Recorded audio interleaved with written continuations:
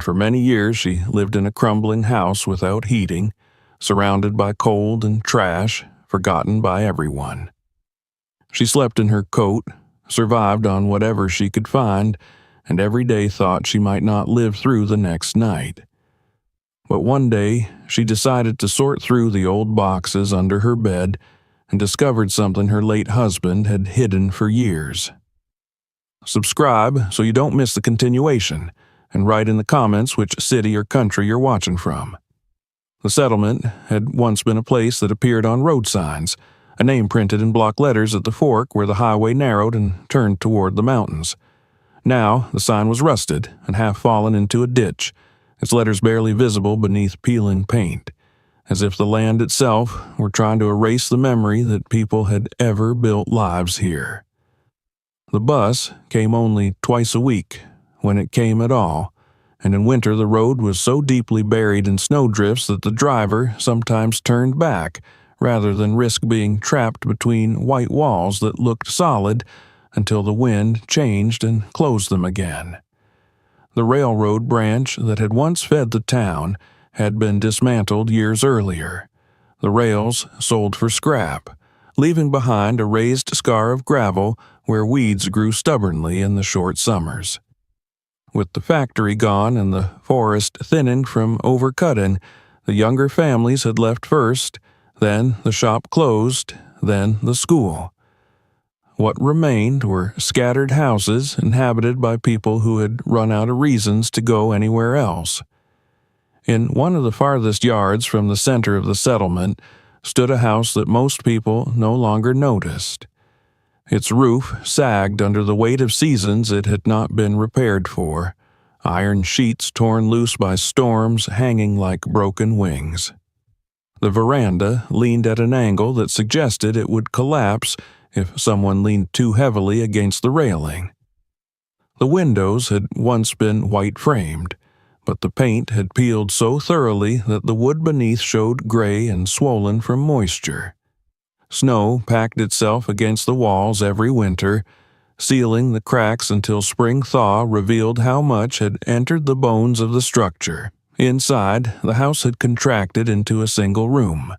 Doors to the other spaces were closed or blocked by piles of forgotten things, not because anyone had chosen to live this way, but because one person alone could not keep an entire building warm when the furnace had long stopped working. The air smelled of damp paper, old cloth, and something faintly sweet that came from forgotten food containers. Mice had left their traces in corners where no one had bent down for months. The floorboards creaked even when no one moved, responding to temperature changes like a body reacting to pain. The woman who lived there had once been known to everyone in the settlement.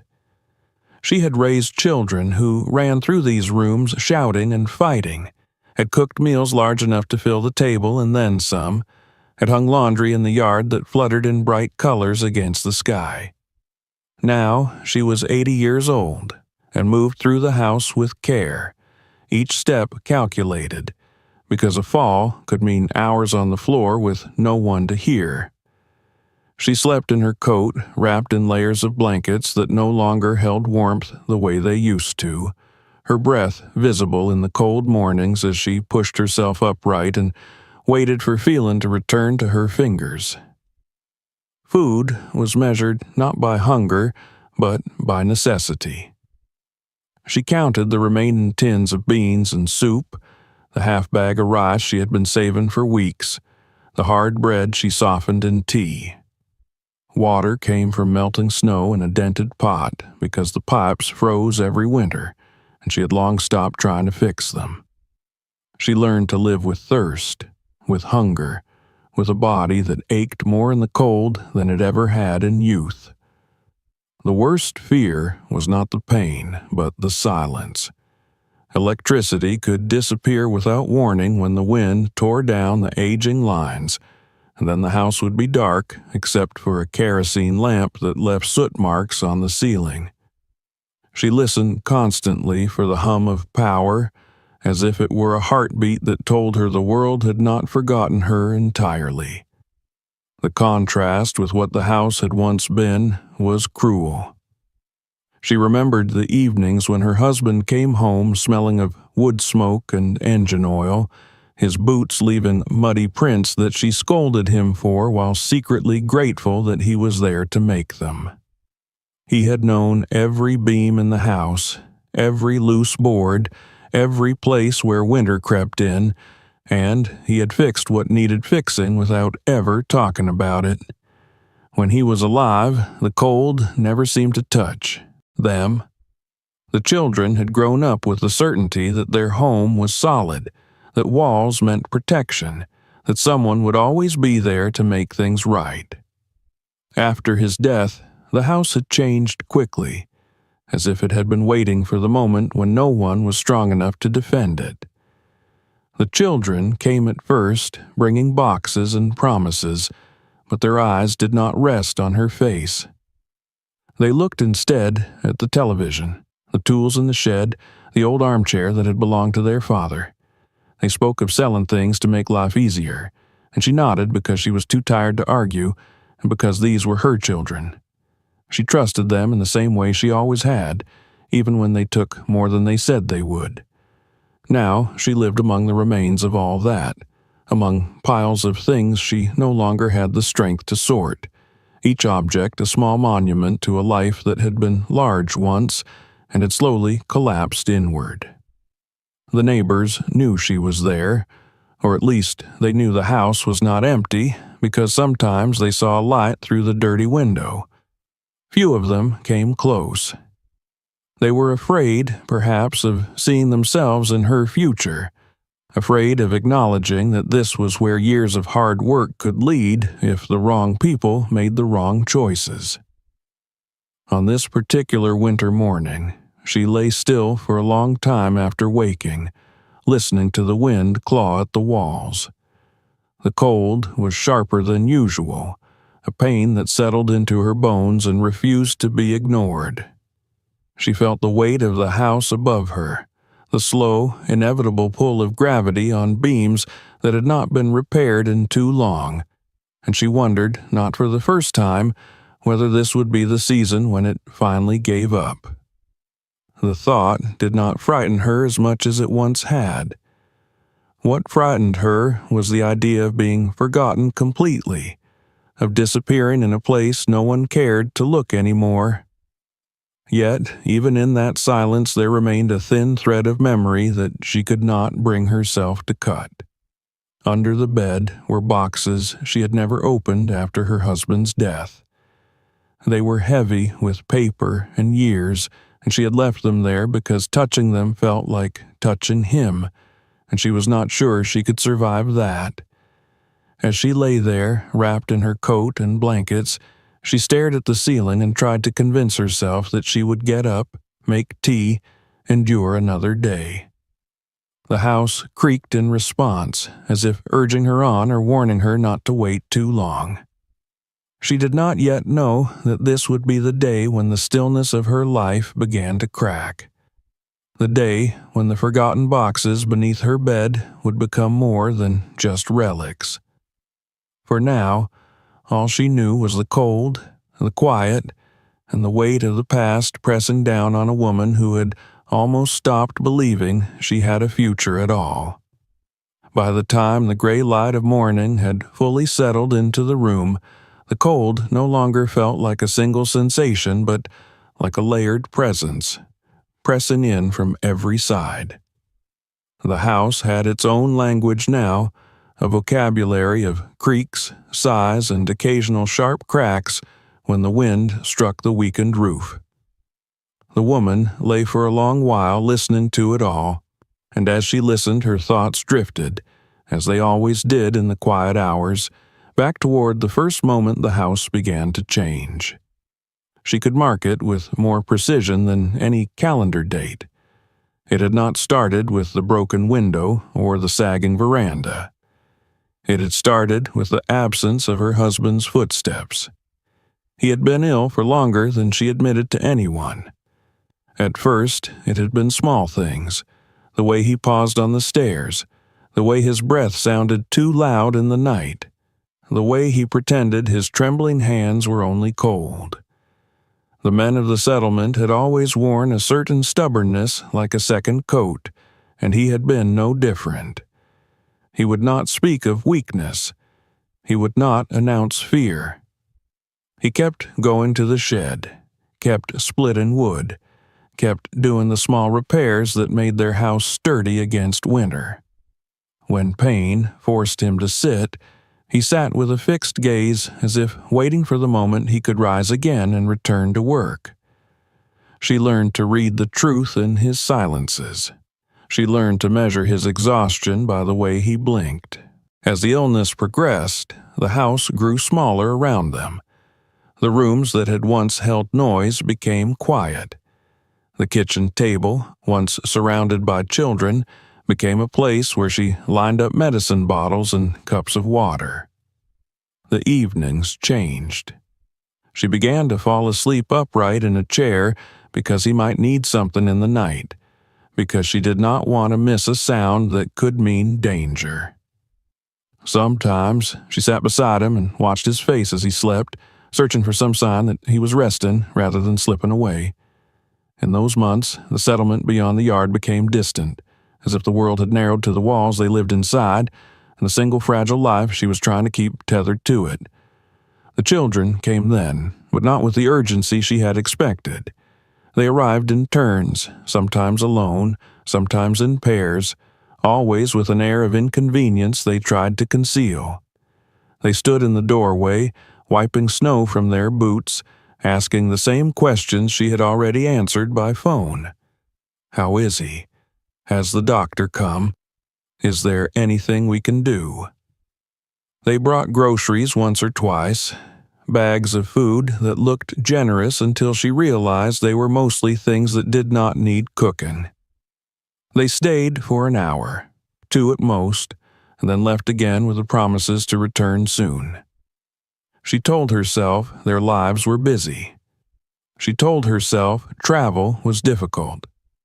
She told herself all the excuses a mother tells herself to keep her heart from breaking before it has to. Her husband did not speak much in those visits. When he did, it was often about practical matters. He asked whether their cars were running, whether their jobs were steady, whether their children were healthy. He talked as if the future were a thing he could still plan for them, as if he were simply taking stock. She watched him from the kitchen, felt the tension in his shoulders when one of their sons mentioned money, or when one of their daughter's eyes drifted toward the shelves where he kept his tools. She noticed what he noticed. The children were older now with worries of their own, and some part of them had already begun to separate the man from the property he represented. It was not spoken openly, but it lay in the air like the smell of smoke after a fire has burned out. When he died, the house held the silence in a way that felt physical. The day itself passed in fragments. A phone call, hands that shook while dialing numbers she could barely see, neighbors arriving with faces drawn and careful. Someone brought soup. Someone brought a blanket. The funeral was simple, the ground hard with frost, the sky low and heavy.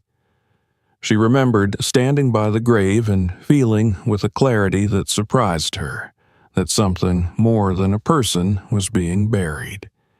He had been the hinge that held their family together, the quiet strength that made everyone assume the house would always be there.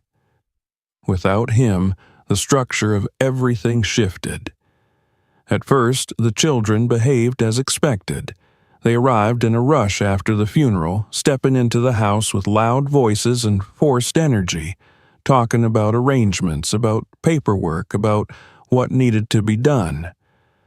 They hugged her awkwardly, patted her shoulder, told her she must be strong. She clung to those gestures because she needed them to mean what they were supposed to mean. She needed to believe they were here for her, not just for what he had left behind. Then the language changed. It became the language of sorting, of deciding, of efficiency. One of her sons opened cabinets and announced that half the dishes were old and should be thrown out. A daughter frowned at the faded curtains and said it might be time to make things easier. The word easier appeared everywhere, as if it could soften what they were about to do. They said she did not need so much. They said the house was too large for one person. They said it would be better if things were sold and the money used sensibly. They spoke in calm tones, as if they were discussing weather, and she listened because she was exhausted and because grief had turned her thoughts sluggish. She did not have the strength to argue over a chair or a television. She assumed they would take what was unnecessary and leave what mattered. She assumed they understood the difference. The first things to go were the obvious ones. The old television that still worked, the spare refrigerator in the back room, the heavy wooden table her husband had built. They carried items out with practiced movements, loading them into vehicles, joking lightly with one another as if the work were a kind of normal family chore. She sat in her chair and watched, telling herself that this was temporary, that they would help her settle, that they would return things in some form. When she protested, it was not in anger, but in confusion. She asked where the table was going. She asked why the refrigerator was needed elsewhere. They replied with impatience hidden beneath courtesy, reminding her that she could not maintain such things anymore, that it was for her own good. For her own good became the second phrase that replaced what they could not say outright. Soon, they began to take items that were not merely practical, but personal. Her husband's tool chest vanished one afternoon while she was in the kitchen warming water. She noticed its absence because the corner of the room suddenly looked too empty, like a tooth missing from a familiar smile. When she asked about it, her son shrugged and said he would keep it safe.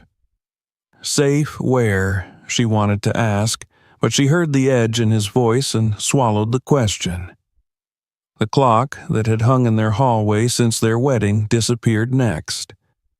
She noticed because the wall held a paler square where it had been, as if the house itself remembered what had been removed. Her husband's worn jacket vanished from the hook by the door. A daughter said it was old and should be thrown away. The words hit her with a sharpness she could not explain. Old. As if age were a reason to discard something that had carried warmth. The deeper wound came with the papers. After the funeral, there were forms to sign, accounts to close, benefits to apply for. She was not unfamiliar with such things, but her eyesight had worsened, and grief made her reading slow. The children used that. They spread documents on the table and tapped lines with their fingers, telling her to sign here, initial there, just for the records. They spoke quickly, moving from one page to the next, and she signed because she wanted the burden gone, because she believed they were helping.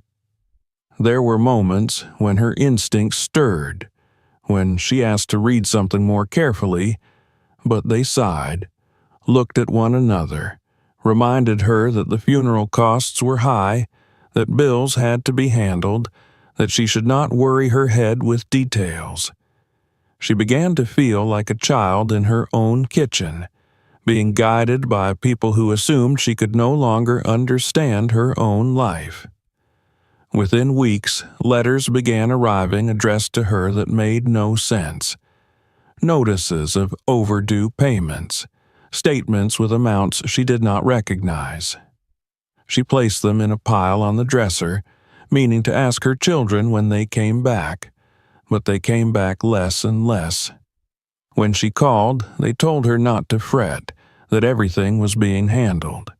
Sometimes they did not answer at all. The pile grew, and with it grew a quiet dread. She began to suspect that her signatures had been used for more than paying funeral bills, yet suspicion felt like betrayal, and she had spent her whole life refusing to believe her children could betray her. It was easier to think she was confused. The final shift happened not as one dramatic departure, but as a thinning. The visits became shorter. The phone calls became brief, then delayed, then rare.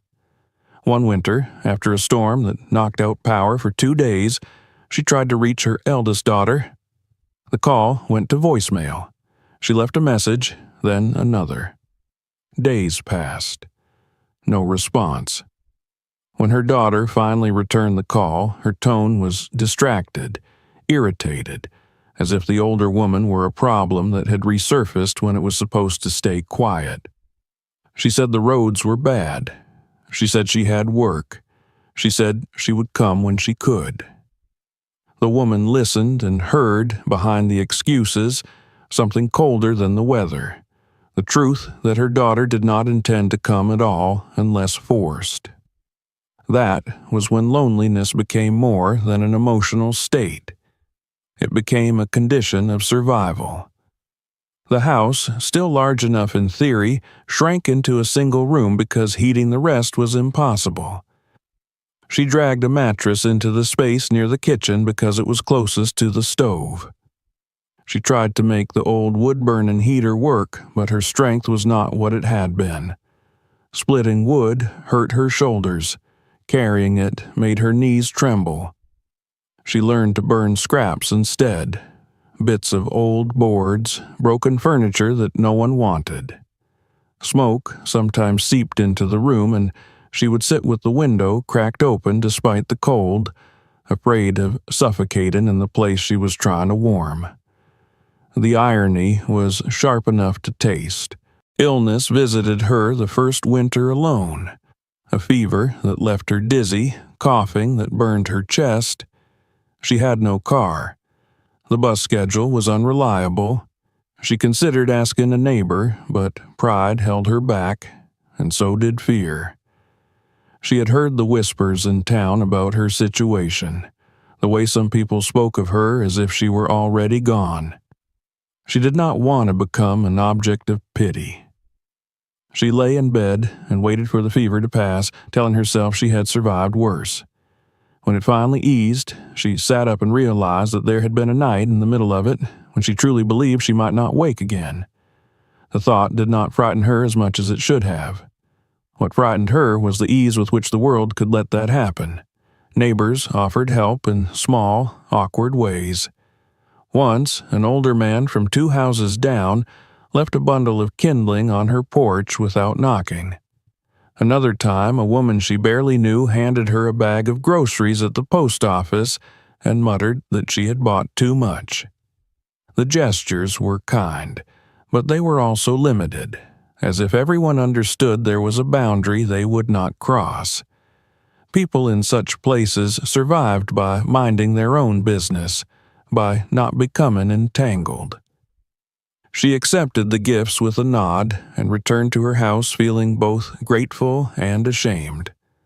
The longer the children stayed away, the more her hope turned into something corrosive. At first, she told herself they would return when the season changed, when work slowed, when the roads improved. She waited for spring as if it were not just a season, but an answer. When spring came and no one arrived, she shifted her hope to summer. When summer passed, she waited for the holidays, believing no child could truly ignore a mother at that time of year. Holidays came and the house remained silent except for the wind. Eventually, she stopped marking time by expectations and began marking it by endurance. Another winter survived. Another summer endured. Another year of watching her own hands become thinner, her hair whiter, her joints stiffer. And yet, she did not throw away the boxes under the bed. She did not burn the papers even when she needed fuel. She did not clear out the last of her husband's things. Those boxes became a kind of anchored memory, a proof that the life she remembered was real. Sometimes at night, when the cold woke her, she imagined her husband standing by the stove, steady and silent, as he had been in life.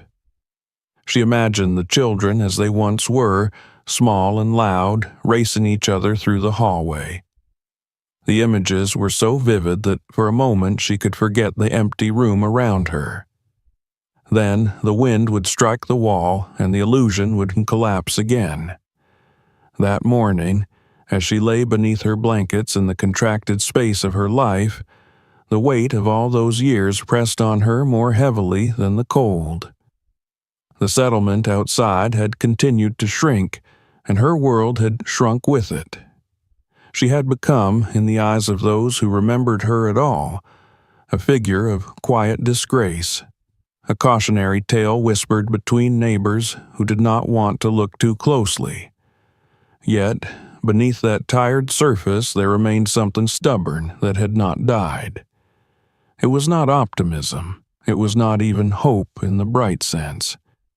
It was a hard, quiet refusal to vanish without leaving any trace. She stared at the shadowed space beneath the bed where the boxes waited, and her mind returned to those first weeks after her husband's death, to the papers she had signed without reading, to the tools and furniture that had vanished, to the pale squares on the walls where objects had once hung. She could not undo any of it, not by wishing and not by regret. But somewhere inside her, perhaps in a place that had been silent for years, a question formed with an unexpected clarity. If so much had been taken, might something have been left behind that she had not yet found? The thought did not arrive like a miracle. It arrived like a small, sharp point of pain that demanded attention. She shifted under the blankets, feeling the familiar ache in her hips, the stiffness in her knees. The wind rattled the window frame again, and the house responded with a slow groan. The settlement, the children, the years of waiting, all of it seemed to press down on her until she could barely breathe. Then, slowly, she pushed herself upright and let her feet touch the freezing floor. She did not yet know what she would find in those boxes. She only knew that remaining still had led her nowhere but deeper into cold and silence. If there was any chance, however small, that her husband had left something more than memories behind, she would have to reach for it with her own hands. And so, with a movement that felt like the first real decision she had made in years, she leaned forward and pulled one of the boxes from the shadows, drawing the past into the weak light of the room as the present waited, tense and uncertain for what might change. The first box was heavier than she expected, not because of any single object inside it, but because of the years it contained.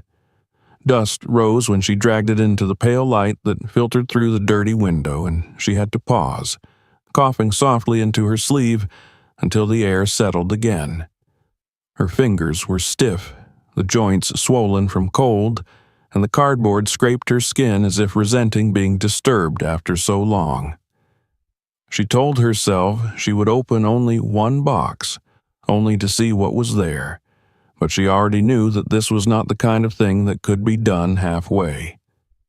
Either she would confront what she had hidden from herself, or she would slide the box back into darkness and continue as she had, waiting for the next winter to test her endurance.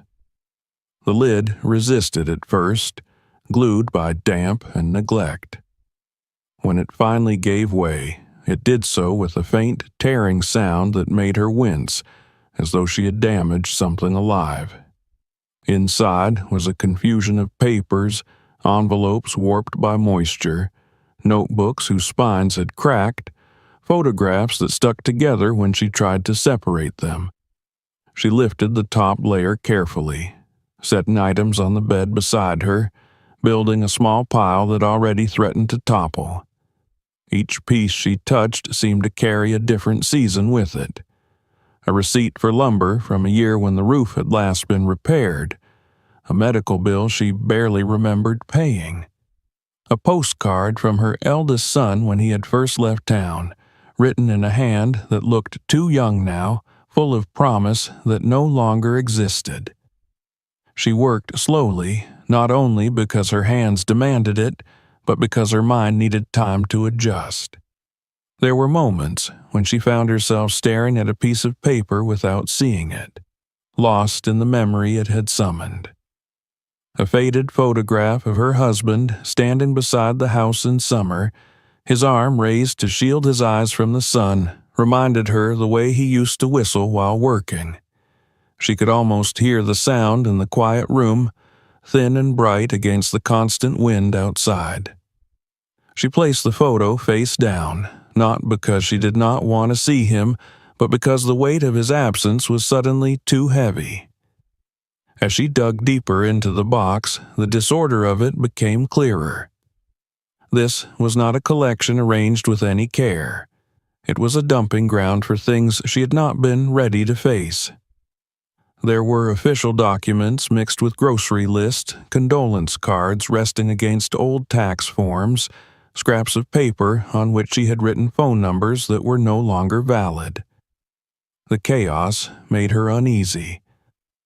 She had always been a woman who valued order, who kept drawers labeled and shelves sorted, and yet here was the physical proof of how thoroughly grief had unraveled her habits. The box was a mirror of the years after her husband's death, a time when she had stopped believing that the future required preparation. She lifted another layer and uncovered a stack of letters tied together with fraying string. The knot was loose, as if it had been retied many times, and she recognized the bundle immediately. These were letters from her husband, written over the years when work or illness had kept him away from home for weeks at a time. She hesitated before touching them. There was a part of her that wanted to push the box aside and pretend she had never seen them, because opening those letters would mean reopening wounds she had worked hard to dull.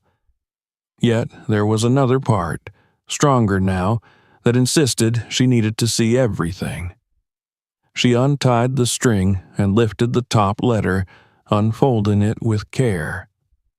His handwriting filled the page, steady and familiar, and for a moment she forgot the cold, the settlement, the long years of abandonment.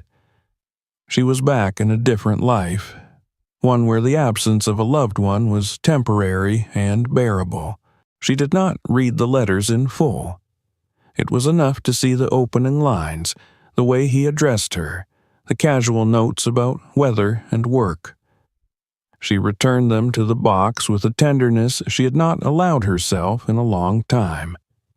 Beneath them lay more papers, some of them sealed in plastic sleeves to protect them from damp. Those caught her attention. Her husband had never been a man to overprotect anything except what he truly valued. She slid one sleeve free and found inside a set of bank statements from years ago, the account numbers partially obscured by time and ink. Her heart beat a little faster, not because she understood what they meant, but because the very fact of their preservation suggested intention.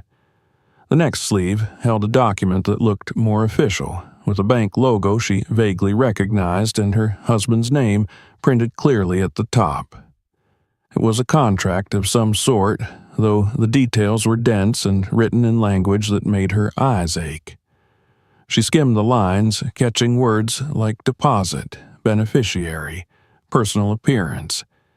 She did not yet grasp their significance, but a sense of importance settled over her like a thin, electric tension. She set the document aside and continued searching, driven now by something sharper than nostalgia. The second box yielded similar confusion. There were more letters, more receipts, even an old notebook in which her husband had once written down repair plans for the house, complete with rough drawings of beams and measurements.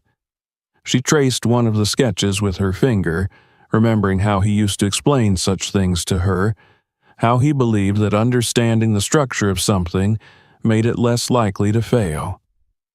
It was an odd thought now, given the state of the house around her, but it comforted her all the same. It was in the third box that she found the envelope. At first glance, it did not appear different from the others. It was yellowed with age, its corners softened by handling, but there was a care to it that the rest of the contents lacked. It lay beneath a layer of unremarkable paperwork as if deliberately hidden, and when she pulled it free, she noticed that it was still sealed.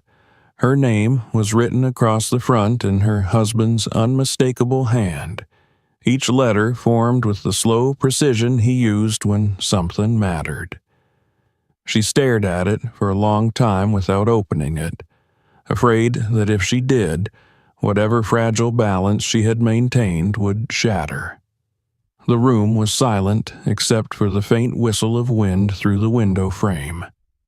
She became aware of her breathing, shallow and uneven, and forced herself to slow it. The envelope was heavier than it should have been for a letter, as though it contained more than paper. She turned it over, running her thumb along the edge where the glue held it closed. He had sealed it carefully. He had intended for it to be opened. The act of tearing it felt almost like a violation. She slipped a finger under the flap and pulled gently, not wanting to damage what was inside. The paper parted with a soft sound that was louder in the stillness than she expected. Inside was a folded sheet and, tucked behind it, another plastic sleeve. She removed the sheet first and unfolded it. She recognized the date at the top, written months before his death, during the period when his illness had already begun to shadow their lives. The words beneath it were not hurried. They were calm, measured, and deeply unlike the casual notes she had just handled. He wrote of his fear for her future, of his worry that the children would not protect her as they should. He wrote that he had seen changes in them that troubled him, an eagerness to discuss finances, a lack of patience when he spoke of her needs. He did not accuse them outright, but the caution in his language made his meaning clear. He had decided, he said, to make arrangements quietly, not to stir conflict, but to ensure that she would have something of her own when he was gone. As she read, her hands began to tremble. He described opening a savings account in her name alone, under conditions that required her personal presence for any withdrawal or transfer. He explained that he had chosen a branch far from their settlement, one he knew their children would never think to search, and that he had kept the paperwork hidden in places he knew she rarely touched. He apologized for the secrecy, writing that he could not bear the thought of her being pressured or manipulated while he was still alive. The final lines were written with a gentleness that made her throat close. He told her that she deserved to live, not simply to endure, and that if she was reading this, it meant he had failed to protect her in person, but hoped he could still do so in some other way. She lowered the letter slowly, as if afraid it might vanish if she moved too quickly. For several seconds she could not make sense of what she had read. The words swam before her eyes, refusing to settle into a coherent meaning. Then, with an almost physical jolt, she understood. Her husband had left her something more than memories. He had left her a path out of the cold. The plastic sleeve behind the letter contained a copy of the account agreement he had described. The bank's name was printed clearly, along with the address of the branch. There were numbers she did not recognize but now understood were vital. There was even a note in the margin, written in his hand, reminding her where he had hidden the original contract should she need it. The meticulousness of it all was overwhelming. He had planned this. He had prepared for her survival in a way she had not allowed herself to imagine. Emotion broke through her restraint then, not as a gentle sadness, but as a flood. Tears slid down her cheeks, hot against the cold skin, and she pressed the letter to her chest as if she could feel his heartbeat through the paper. She thought of the years she had spent waiting for her children to return, of the nights she had lain awake wondering whether she would die unnoticed. All that time, this letter had been beneath her bed, within reach, and she had not known. The realization did not fill her with regret so much as with a fierce, painful gratitude. He had trusted her to find it when she was ready, and somehow on the morning when the cold felt unbearable, she had finally been ready. She did not remain lost in tears for long. The letter had awakened something in her that grief alone never had. It was not simply hope, though hope was part of it. It was a sense of responsibility, as if he had passed her a task that she must now complete. She wiped her face with the back of her hand and began to read the letter again, this time with a practical eye. She noted the bank's location, the date he had opened the account, the specific phrasing he had used about personal appearance. She took a pencil from the bedside table and, on the back of an old envelope, began to write down what she would need. Identification. Proof of marriage. A way to travel to the branch. She did not yet know how she would obtain any of it, but she felt, for the first time in years, that there was something ahead of her that was worth the effort. The cold in the room seemed less oppressive as she worked, though she knew it had not changed. The wind still rattled the windows, and the heater was still cold. Yet the space around her no longer felt like a tomb. It felt like a place where something had begun. When she finally folded the letter and slid it carefully into the pocket of her coat, she did so with a deliberate tenderness, as if sealing a pact. The boxes around her were still full of forgotten things, and she would have to return to them searching for the original documents her husband had mentioned, but that could wait. What mattered now was the shift inside her, the moment when she had stopped thinking of herself as a woman who was waiting to be saved and begun, however hesitantly, to imagine saving herself. She sat on the edge of the bed, holding the envelope in her hand, and looked around the room that had become the sum of her world. The walls were still stained, the floor still littered with the traces of neglect, but there was a difference she could not name. It was not in the house. It was in her. For years she had endured.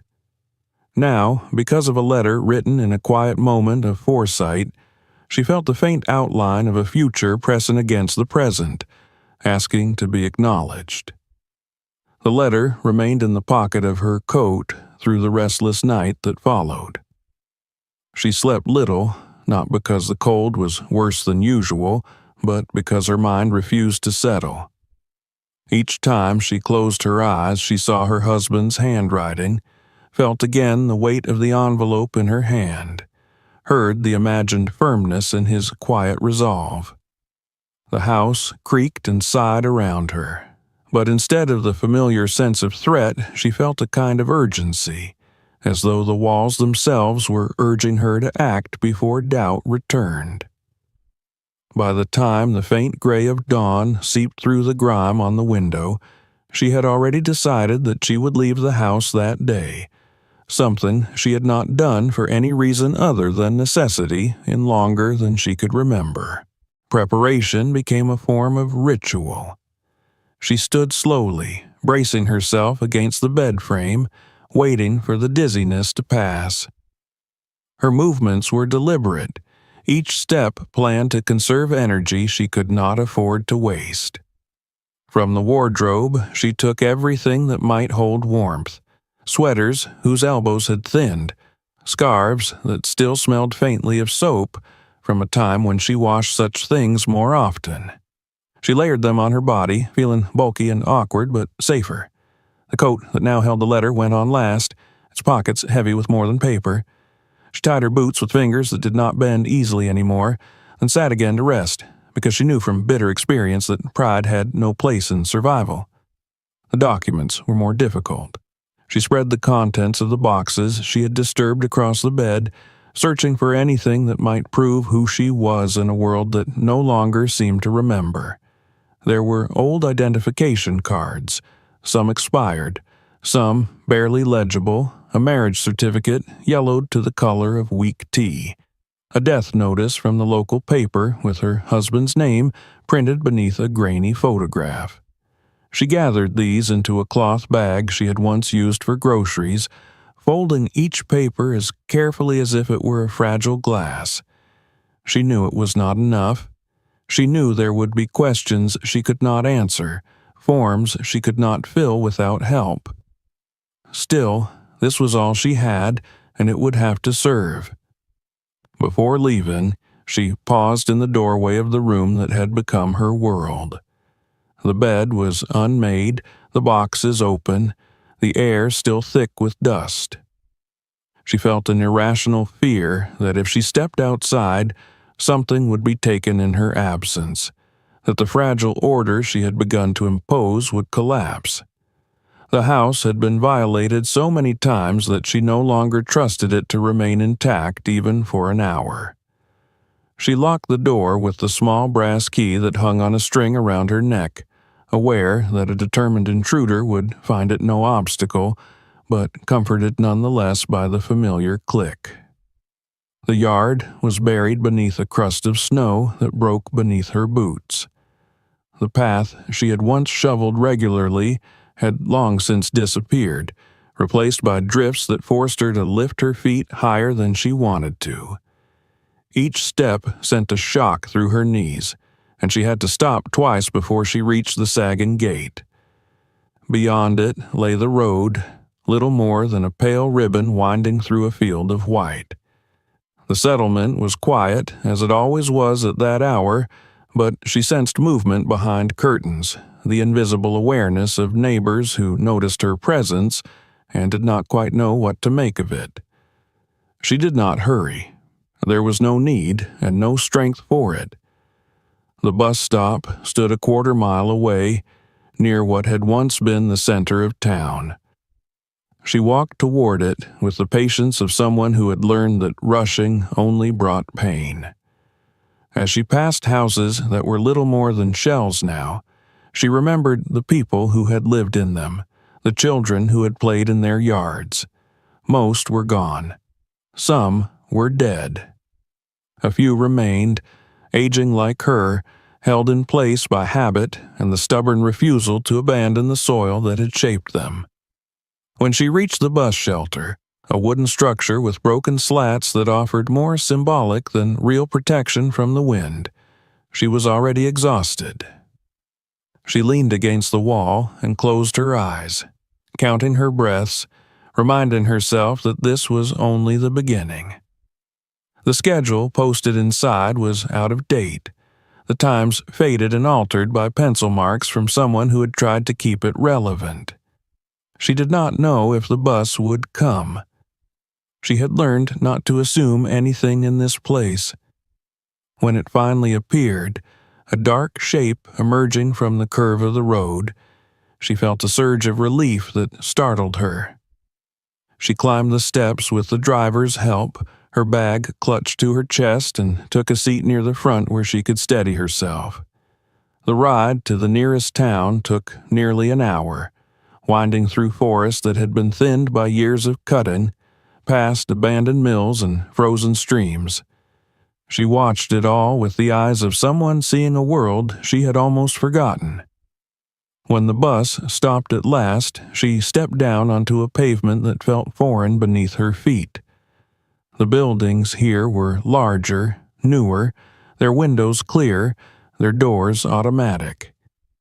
She stood for a moment in the swirl of people who did not notice her, who brushed past with phones in their hands and coffee cups steaming, and she felt as though she had crossed into another century.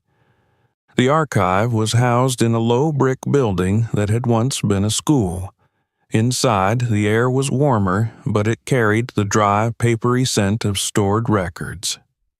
She approached the desk hesitantly, unsure how to begin.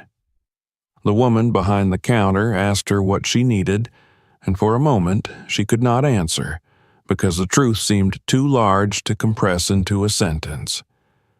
She managed to say that she was looking for records related to her husband, to their marriage, to any financial matters that might have been recorded. The woman nodded, took her name, and began to type. It was the first time in years that someone had treated her request as legitimate, and the simple act of being heard steadied her more than she expected. The process was not simple. Some files were stored elsewhere.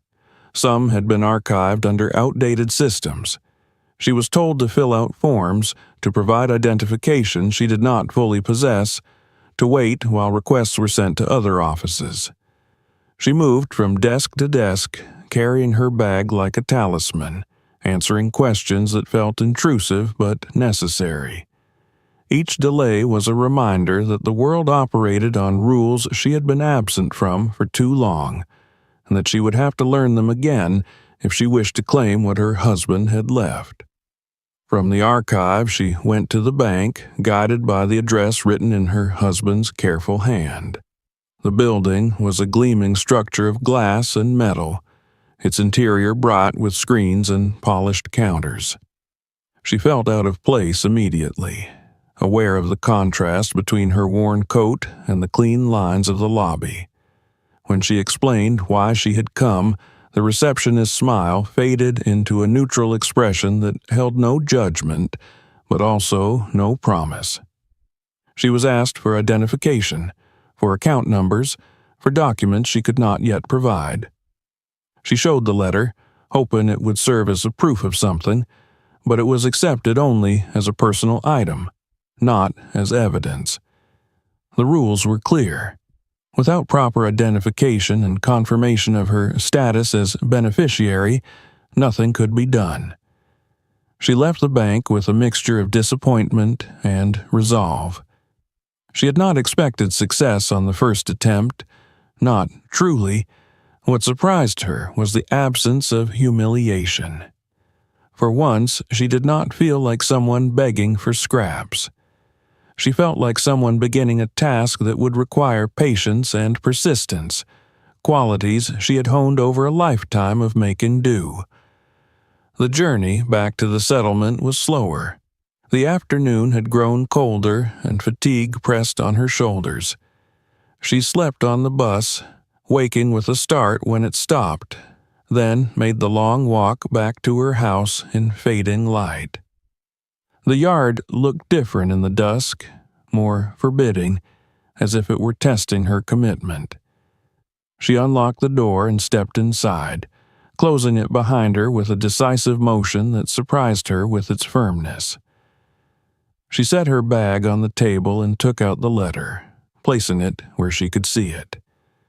The room was still cold, still cluttered, still marked by neglect, but it no longer felt like the end of a story.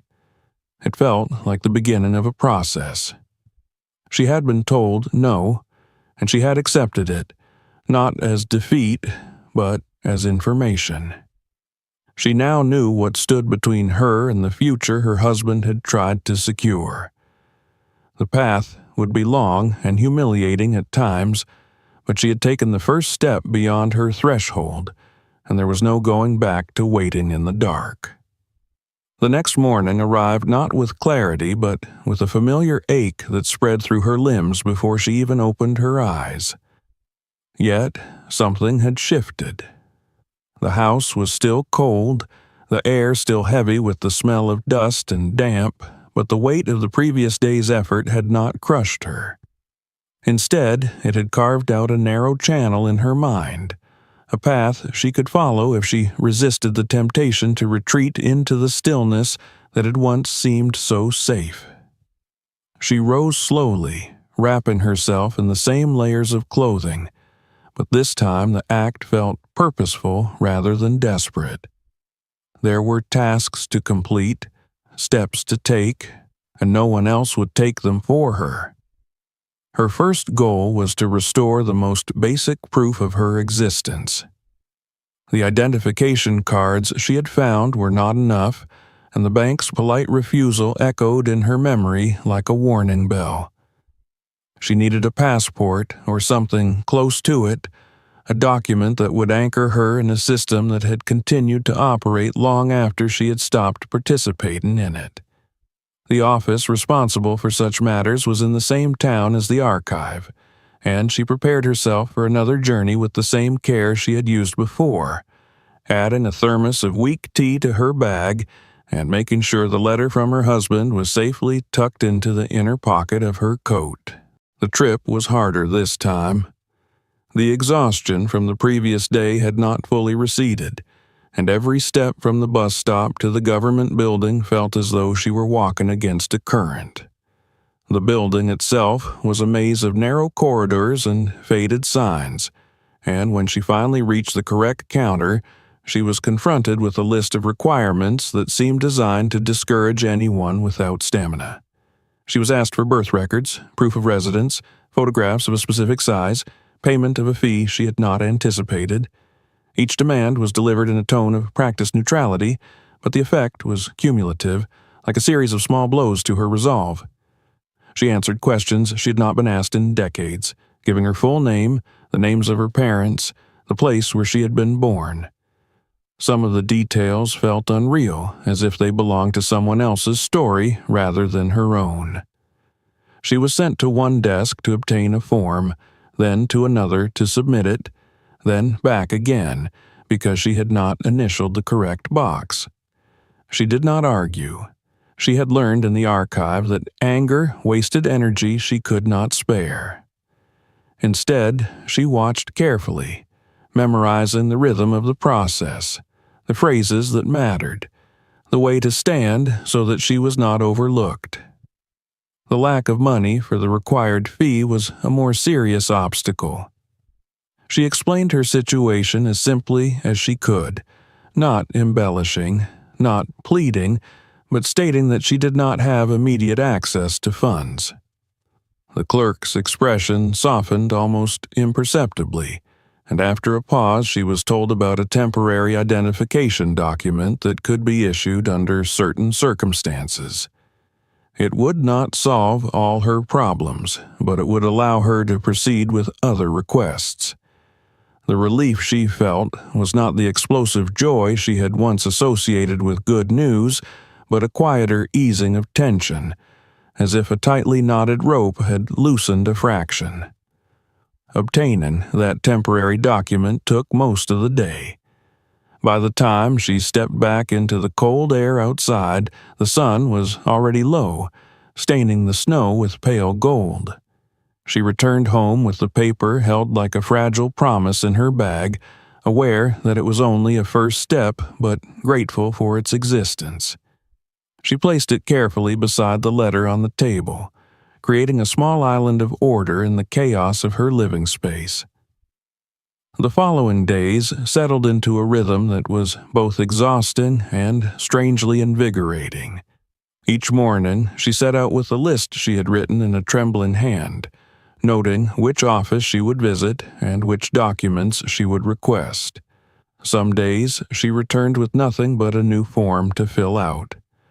Other days, she came back with copies of old records that confirmed pieces of her life she had almost forgotten. Her marriage certificate bearing the faded seal of a clerk who had long since retired, a record of her husband's employment that linked his name to a company that no longer existed. She learned to carry snacks in her bag, to rest when she could, to accept that she would have to make the same trip many times before it yielded anything like resolution. As her file grew thicker, so did the evidence of what had been done in her name without her understanding. Letters from creditors arrived with alarming regularity, and now, armed with some knowledge of the system, she could see patterns in them that had once seemed random. Accounts had been opened, loans taken, all bearing her signature or a mark that resembled it. The implications were terrifying. It was one thing to be abandoned. It was another to be actively exploited. She began to make copies of every letter, to mark the dates, to keep a ledger of sorts that tracked the unraveling of her financial identity. The act of documentation, tedious as it was, gave her a sense of control she had not felt since before her husband's death. The search for the original contract her husband had mentioned in his letter took place at night, when she returned too tired to travel, but not too tired to continue. She went through the boxes again with a new focus, no longer simply uncovering memories, but hunting for something specific. She checked the backs of drawers, the hollow spaces beneath floorboards he had once repaired, the pockets of jackets that had not been worn in years. Sometimes she was sure she was close, that she had overlooked some obvious hiding place, and the frustration left her trembling with fatigue. Yet she persisted, guided by the certainty that her husband had been precise in his instructions. If he said he had hidden the document in a place she rarely touched, then that was where it would be. One evening, after hours of searching that left her dizzy, she noticed a detail she had overlooked before. In the small desk that had belonged to her husband, there was a drawer that did not slide as smoothly as the others. She had assumed it was simply warped with age, but now she felt the resistance more clearly, a faint catch that suggested something behind the visible back panel. With careful pressure, she pried at the seam, and to her astonishment, the thin wooden panel gave way, revealing a narrow cavity. Inside, wrapped in oilcloth, was a bundle of papers that bore the same bank logo she had seen in the plastic sleeve. Her hands shook as she drew them out, unwrapped them, and confirmed that they were the original contract, complete with signatures and stamps that lent them an authority the copies lacked. The discovery left her weak with relief. She sat on the edge of the bed, the papers spread across her lap, and allowed herself a few moments of stillness. The house around her remained cold and dim, but the presence of those documents changed its atmosphere. They were tangible proof that her husband's plan was not a dream or a misunderstanding, but a deliberate act designed to protect her. She placed them in a new folder, one she labeled in her own hand, and added it to the growing stack on the table. Armed with the original contract and her temporary identification, she returned to the bank. This time, the interaction was different from the beginning. The receptionist's neutral smile was replaced by attentive interest when she presented the folder. The staff member who examined the papers did so with care, calling over a supervisor, making copies, noting account numbers. She was still told that further verification was required, that procedures could not be rushed, but she sensed that the balance had shifted. The institution that had once seemed impenetrable now had to acknowledge her claim. Parallel to this progress ran the darker thread of discovering how deeply her children had involved themselves in her affairs. When she visited a legal aid office recommended by one of the clerks at the archive, she laid out her documents and letters on the desk and watched as the young attorney's expression grew grave. She was told, in careful language, that there were indications of fraud, that the signatures on some of the papers were inconsistent, that there were grounds for investigation. Hearing it framed in legal terms stripped away the last remnants of denial she had clung to. This was not merely a family tragedy, it was a crime. The prospect of confronting that reality frightened her more than any winter ever had. She had spent her life defining herself as a mother, and now she was being asked to acknowledge that her children had harmed her in ways that might require formal redress. She wrestled with the idea at night, lying awake in the cold, imagining their faces, their voices, the way they had once laughed in the same room she now navigated alone. Yet, each morning she woke with the same understanding. If she did nothing, she would not only lose the future her husband had tried to secure, but also allow her own erasure to continue unchecked. She began to collect evidence with the same diligence she had once applied to caring for her family. She made copies of suspicious documents, requested transaction histories, asked questions that would have embarrassed her before. The people she dealt with responded to this change in her demeanor, taking her more seriously, explaining processes rather than dismissing her with vague assurances. She was still an old woman in worn clothes, but she was no longer invisible. The strain of it all took its toll. Some evenings she returned home barely able to stand, her joints swollen, her head pounding with information she struggled to retain. There were moments when she thought of abandoning the effort, of letting the cold and silence reclaim their territory. But then she would see the folder on the table, the neat stack of papers that represented weeks of struggle, and something inside her would harden. This was no longer about money alone. It was about asserting that her life had value, that she was not merely a remnant of a story that had ended.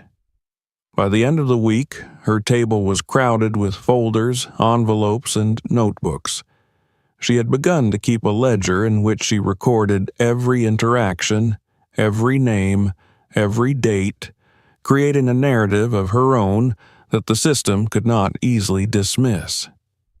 She knew that the road ahead would be long and that success was far from guaranteed. Yet, she also knew that she had crossed a threshold more significant than the one that separated her house from the road. She had begun to claim, in small, stubborn increments, the right to be alive in a world that had too nearly forgotten her. The winter deepened while she waited, but it no longer owned her in the same way it once had. The cold still pressed into the house, still traced its invisible lines along the walls and through the floorboards, yet now it met resistance. On the table, where once there had been nothing but unpaid bills and dust, lay a growing collection of folders, each carefully labeled in her uneven hand. The act of arranging them had become a ritual that steadied her, a way of reminding herself that disorder could be challenged even in a life that had seemed to unravel beyond repair. The original contract her husband had hidden behind the false panel in his desk was now the heart of that order. She took it out often, not because she needed to reread it, but because its physical presence reassured her that his foresight had been real. The paper bore the weight of official seals and signatures, of dates written with intention rather than accident. Each time she touched it, she imagined his fingers doing the same, imagined him closing the drawer with quiet satisfaction, certain that this small act of secrecy might one day mean the difference between her survival and her disappearance. Her second visit to the bank marked the point at which her struggle began to shift from solitary effort to something shared, however reluctantly, with the system she had once feared. This time, she was not stopped at the threshold by a polite refusal. She was led into a small office with a desk that bore a nameplate and a chair that creaked when she lowered herself into it. The manager examined the documents without hurry, tracing lines with a pen, making notes on a yellow pad.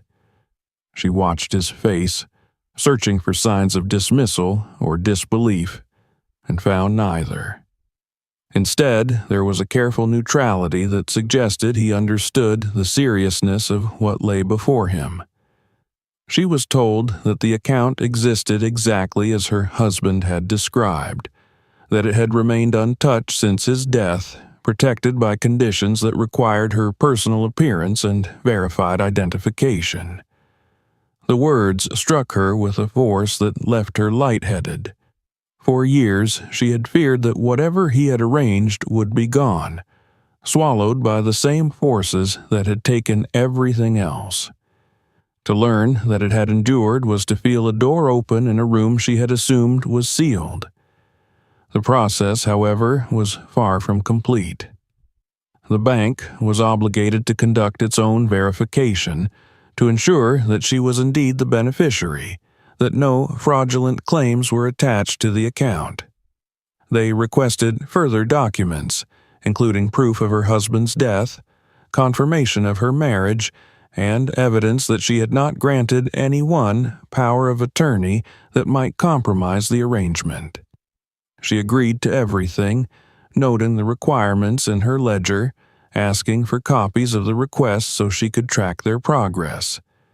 The manager seemed faintly surprised by her thoroughness, and she realized with a quiet satisfaction that she had begun to change how people saw her.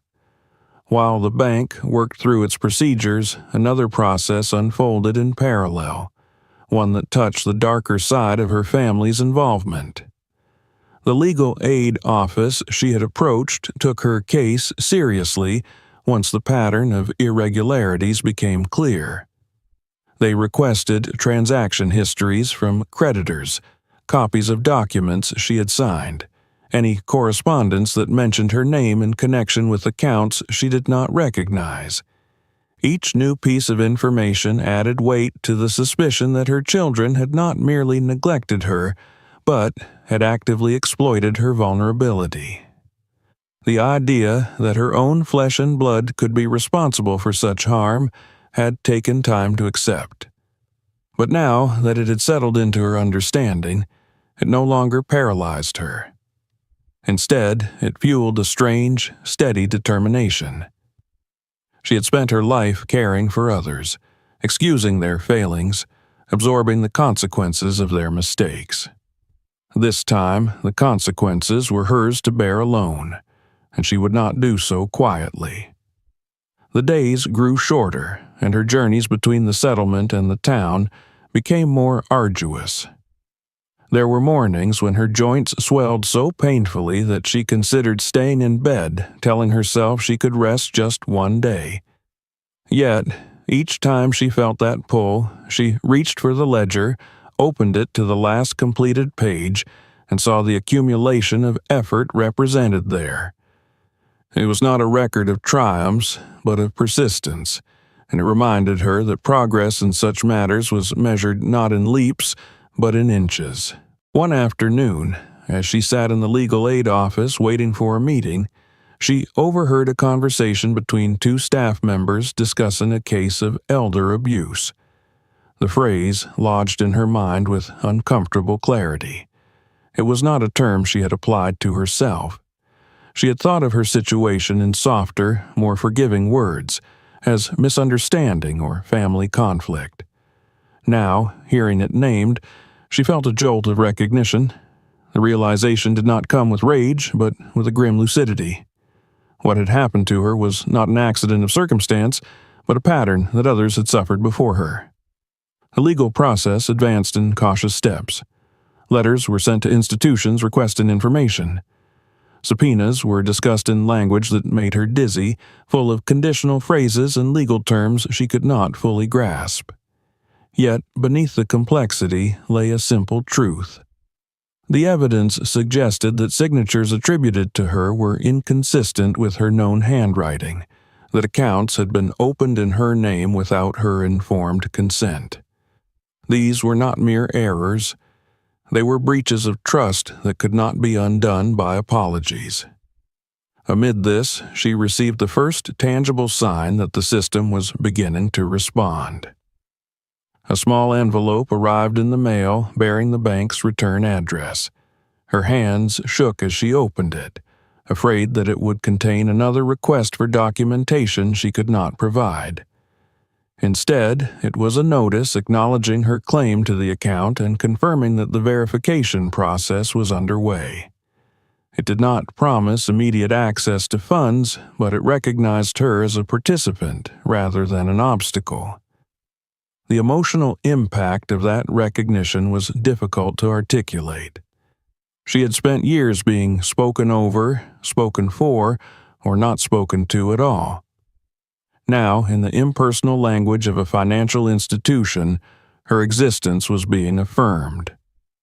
She sat at the table, the letter before her, and allowed herself to imagine a future that was not defined solely by survival. That future, however, was not to be handed to her easily. The weeks that followed were marked by delays, requests for clarification, and moments of acute frustration. There were days when she traveled to town only to be told that the person she needed to see was unavailable, that she would have to return another time. There were phone calls she struggled to understand, messages left on machines she barely knew how to use. Each obstacle threatened to erode the fragile momentum she had built, yet there were also small victories that sustained her. A social worker, alerted to her case by the legal aid office, arranged for temporary assistance that provided her with food deliveries and, most importantly, a supply of firewood. The first time she lit the stove with wood she had not scavenged or begged for, she felt a quiet dignity return to her. The heat that spread through the room was not merely physical, it was the warmth of being seen. Neighbors began to notice the change. Smoke rose from her chimney more consistently. The light in her window no longer flickered out at unpredictable hours. A woman from down the road stopped by one afternoon with a loaf of bread, hesitating on the threshold as if unsure she was welcome. The visitor's presence was awkward, the conversation halting, but the gesture itself spoke volumes. Word had spread that something was happening, that the old woman in the sagging house was no longer waiting for the end.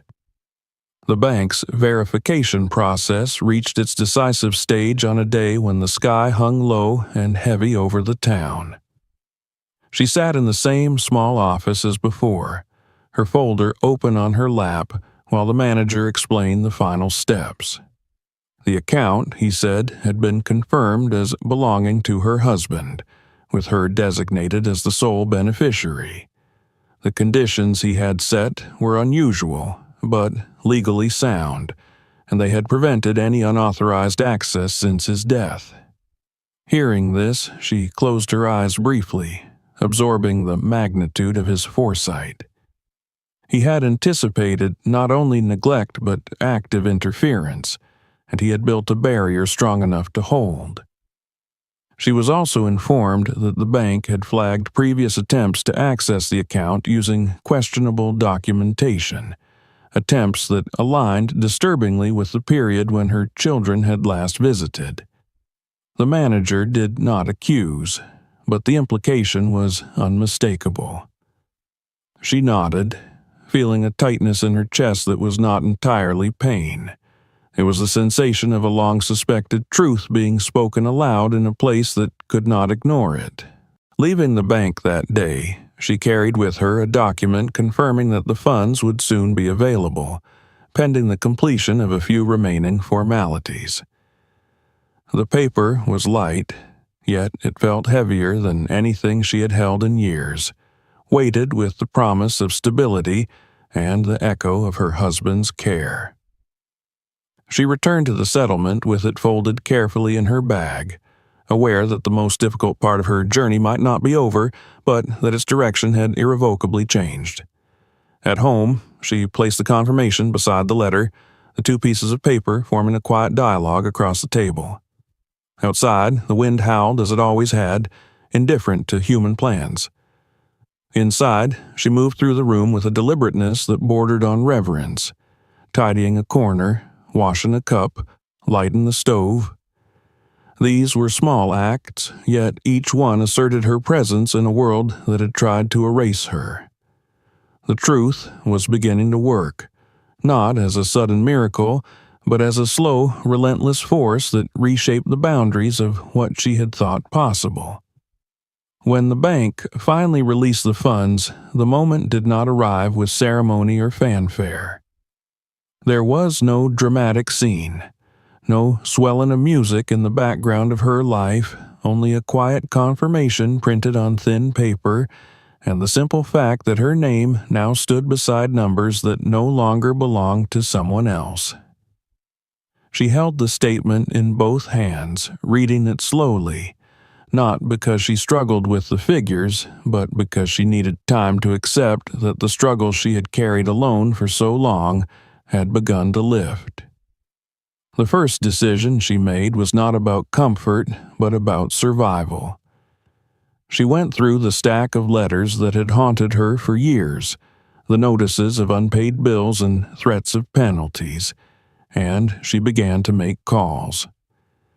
The act was humiliating in a way she had not anticipated, because it required her to admit the full extent of what had been done to her, to explain to strangers why accounts in her name had fallen into chaos. Yet this time she spoke with a steadiness that surprised her. She had documents now. She had a story that could not be dismissed as confusion. One by one, she paid off what she could, negotiating where she had to, closing accounts that had been used to drain her of what little she had once possessed. The relief that followed those transactions was not only financial. It was the knowledge that her house was no longer a target waiting to be claimed by strangers through legal maneuvering. For years, she had lived with the vague terror that someone would appear at her door with a paper she did not understand and tell her that she no longer belonged there. That fear loosened its grip as she watched the debts shrink to nothing. When the last confirmation arrived, she sat at the table and pressed her palm flat against the wood, grounding herself in the reality that this fragile place was still hers. Only after that did she allow herself to think about the house itself. She had grown used to its decay, to the way it absorbed cold and echoed emptiness, but now that she no longer felt as though she were living on borrowed time, she began to see its condition with new eyes. The roof was the first problem she addressed, because it was the most visible symbol of neglect. Water had seeped through its weak spots for years, leaving stains that mapped the slow damage done by seasons she had endured without complaint. She contacted a contractor recommended by a neighbor, a man who had not been to her part of the settlement in a long time, and was startled by the state of her home when he arrived. She did not hide the truth from him. She told him she had been alone, that she had not had the means to repair anything, that she wanted now to do what she could before the next winter arrived.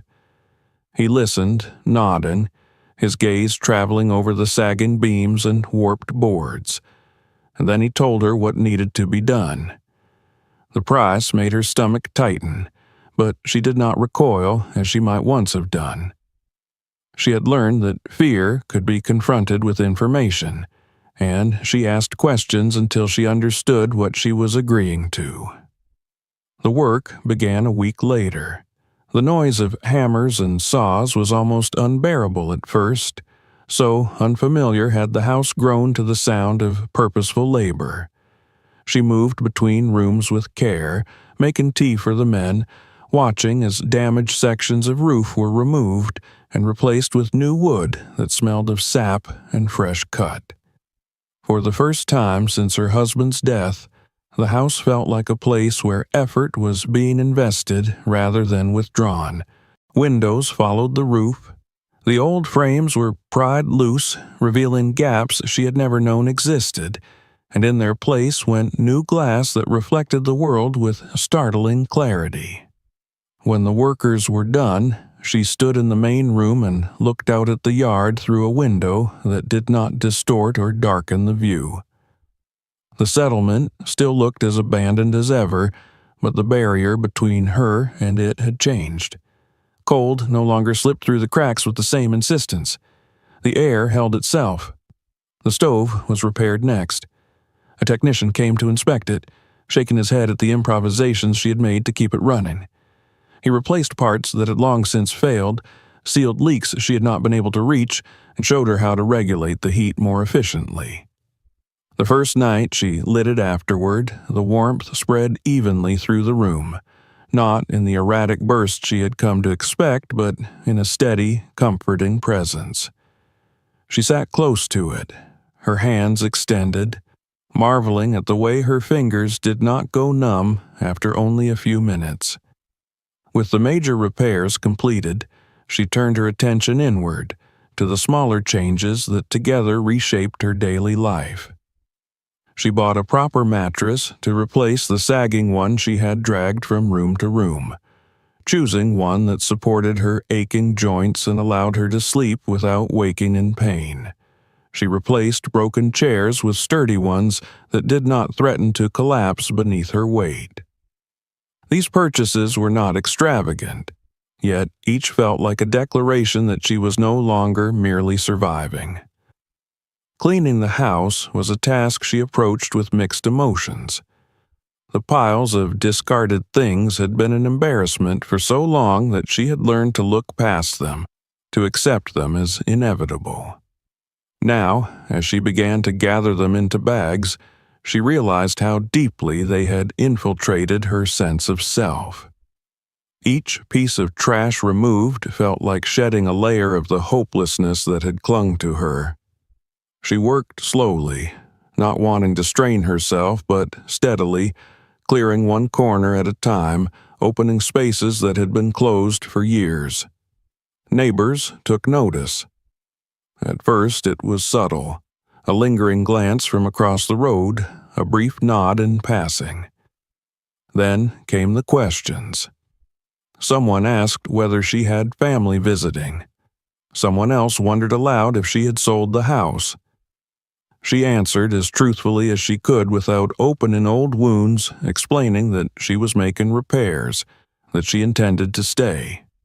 The idea seemed to surprise people, as if they had assumed that her story would end in disappearance rather than renewal. One afternoon, a woman from 3 houses down arrived with a pie balanced carefully in her arms. She stood on the threshold, uncertain, and for a moment they regarded one another in silence. The visitor's eyes moved over the interior of the house, registering the absence of clutter, the presence of light, the warmth that radiated from the stove. She said little, but her expression carried a message that words were unnecessary to convey. The settlement had not expected this transformation, and it did not quite know how to respond. As the weeks passed, the house continued to change. The smell of damp receded, replaced by the scent of fresh paint in places where she had chosen to cover the stains left by years of neglect.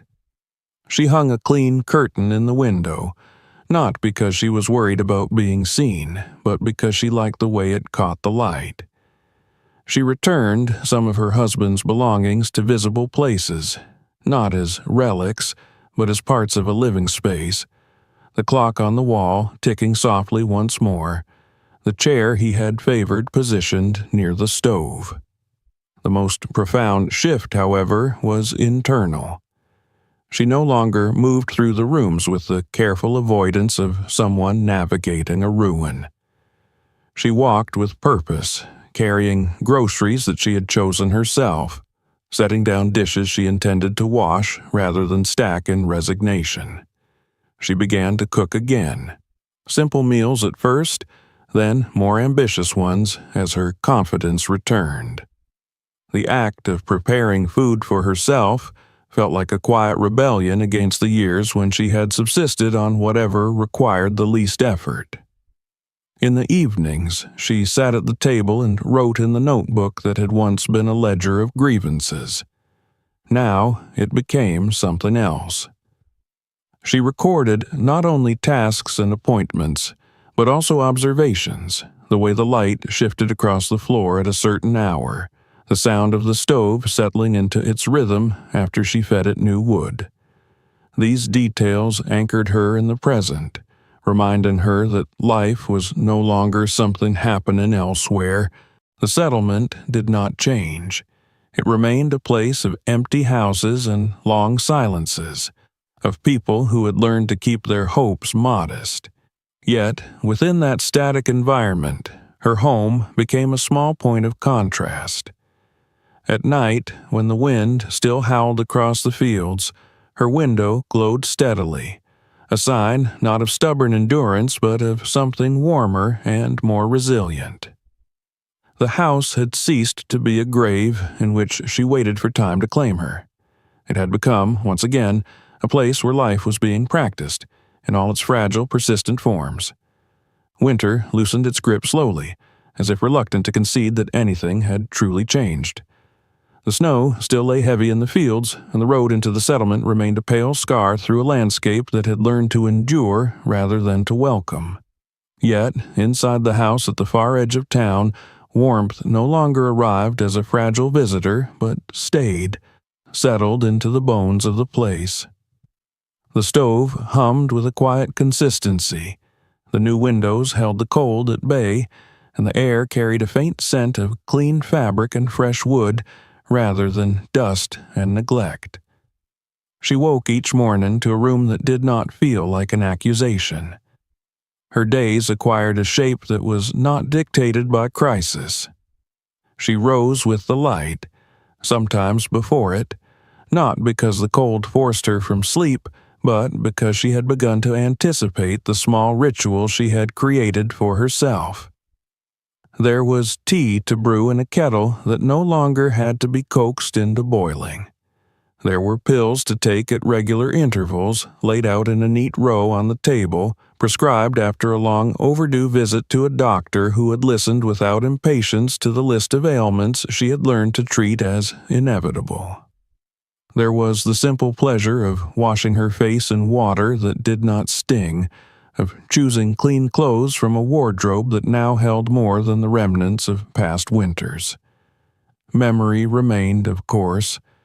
It would have been impossible for it not to. Some mornings she reached for the mug her husband had favored and found her hand lingering there, as if the porcelain carried the warmth of his grip.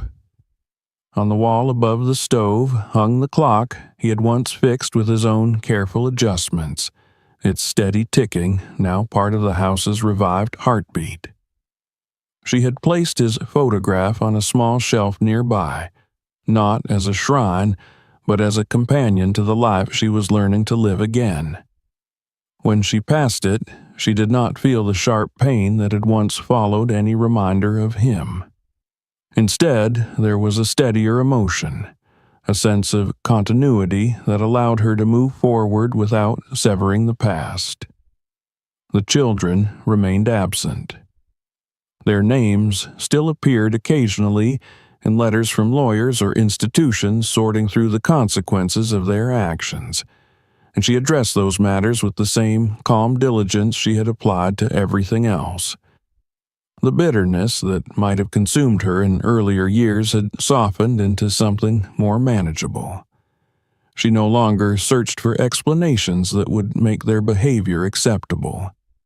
She had come to understand that people could be both loved and harmful, that acknowledging the truth of their betrayal was not a betrayal of her own heart. When she signed papers or answered questions related to their cases, she did so without anger, guided by a simple determination not to allow their choices to define the remainder of her life. Spring arrived in hesitant steps. The snow melted in uneven patches, revealing the tired grass beneath, and the road re-emerged as a tangible connection to the rest of the world. She watched the transformation from her window, cup of tea warming her hands, marveling at the fact that she was no longer measuring the season by the question of whether she would survive it. Instead, she began to plan. The patch of earth behind the house, neglected for years, came back into her thoughts. She remembered how she and her husband had once planted vegetables there, rows of beans and tomatoes that had fed them through summer and into fall. The idea of touching soil again, of watching something grow under her care, stirred a quiet excitement she had not felt in decades. On a mild afternoon, she pulled on her coat and ventured into the yard, not because she had to fetch something or attend to a repair, but simply to stand where the garden had once been. The ground was still hard, but she could see where the borders had been, where the trellis had leaned before collapsing under its own weight. She imagined rebuilding it, not all at once, but piece by piece, as her strength allowed. The vision was modest, perhaps even naive given her age, yet it carried a promise that felt larger than practicality. Her interactions with the settlement changed as well. The neighbors, who had once avoided her out of discomfort or fear, now greeted her with tentative warmth. There were brief conversations at the post office, nods exchanged on the road, an invitation to share coffee that she accepted with some trepidation and left with a sense of cautious connection. She did not seek to become the center of attention, but she no longer hid. The light in her window had drawn notice, and with it came the recognition that she was not merely a relic of the town's past, but a participant in its present. The notebook on her table transformed into something closer to a diary. She wrote not only of appointments and tasks, but of thoughts she had never bothered to articulate before.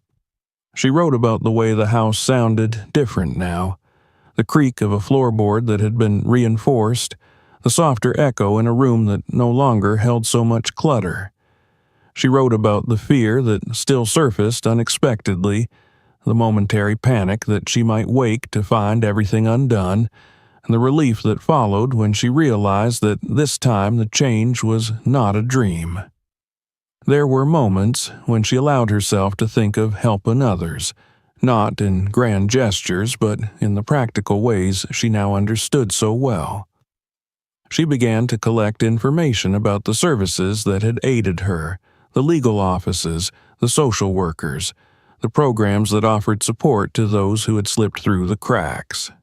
She spoke to an elderly man she met at the clinic about how to restore identification documents, and watched as his confusion gave way to cautious hope.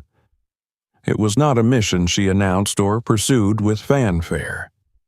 It was simply the extension of a lesson she had learned too late in life, but in time to matter.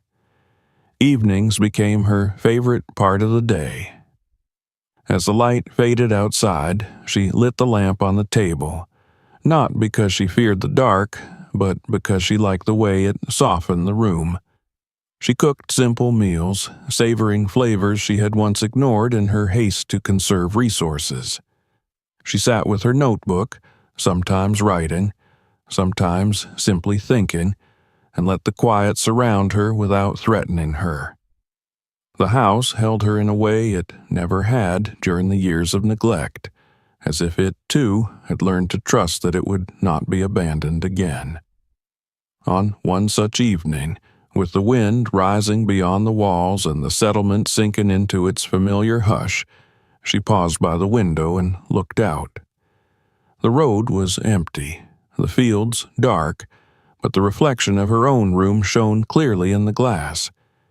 She saw the table, the chair, the soft glow of the lamp, and herself standing there, older than she had ever imagined she would be, yet somehow more present in her own life than she had been in decades.